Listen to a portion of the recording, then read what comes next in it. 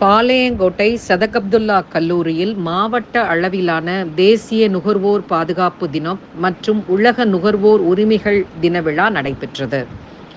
விழாவில் திருநெல்வேலி மாவட்ட வழங்கல் மற்றும் நுகர்வோர் பாதுகாப்பு அலுவலர் பாக்கியலட்சுமி வரவேற்புரையாற்றினார். திருநெல்வேலி மாவட்ட வருவாய் அலுவலர் சுகன்யா தலைமை உரையாற்றினார்.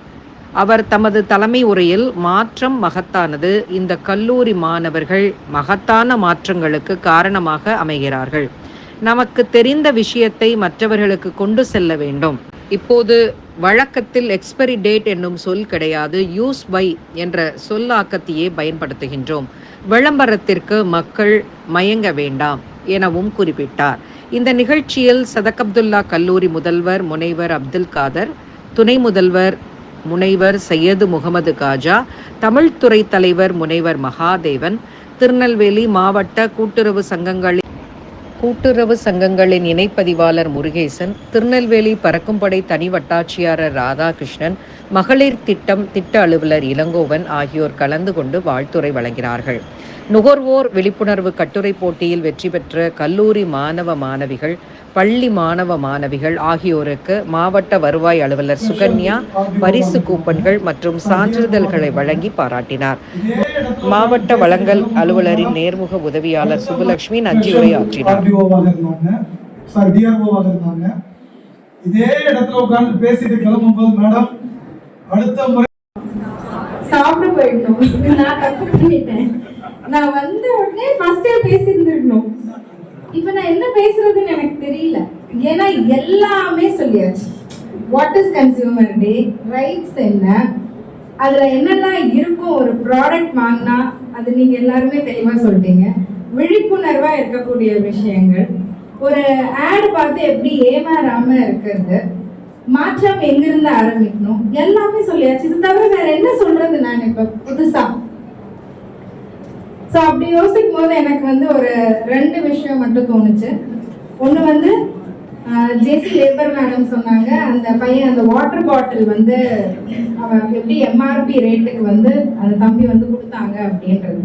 ஸோ அந்த மாற்றம் நம்ம கிட்ட இருந்து ஏற்படும்ட்டு. இதே சதகத்துல்லா அப்பா காலேஜ் நான் ஒரு 2.5 இயர்ஸா பார்த்துருக்கேன். இந்த சைட்ல ஃபுல்லா மூவ்மெண்ட் இருந்திருக்கு. Bike racer, bike wheeling, triples அதிகமான கேசஸ் ஃபைலா இருந்தது. மாணவர்கள் அந்த மாதிரி இருந்தாங்க. அப்ப பஸ் ஸ்டாப்ல ஃபுல்லா, பஸ் ஸ்டாப்ல இல்லாம பஸ் ஸ்டாப் தவிர மற்ற இடங்கள்ல தான் ஃபுல்லா ஸ்ப்ரெட்டா இருந்தாங்க. இதெல்லாம் கொஞ்சம் கொஞ்சமா சொல்லி இன்னைக்கு அந்த செனாரியோ இல்ல, இது மாற்றம். இது உண்மை கண்கூடா பார்த்த ஒரு விஷயம். பழைய கேஸ் ஹிஸ்டரியில இருந்து நான் இந்த ரோடு, இந்த காலேஜ், இந்த பஸ் ஸ்டாப் எல்லாம் பார்த்ததுல இருந்து சொல்றேன்.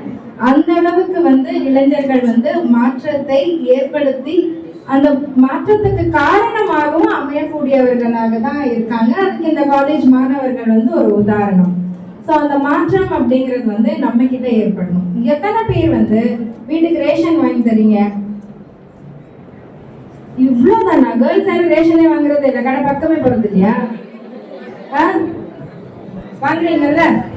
நீங்க ரேஷன்ல வாங்கும்போது அந்த இடம் சரியா இருந்ததான்னு செக் பண்ணோமா? கேட்டாங்க, கேட்டாங்கன்னு நினைக்கிறேன். அந்த இடம் கரெக்டா இருக்கான்னு செக் பண்ணீங்களா? அரிசி, சீனி இதெல்லாம். கேர்ள்ஸ் குடும்பம் நம்ம கிட்டதான் மேஜர்.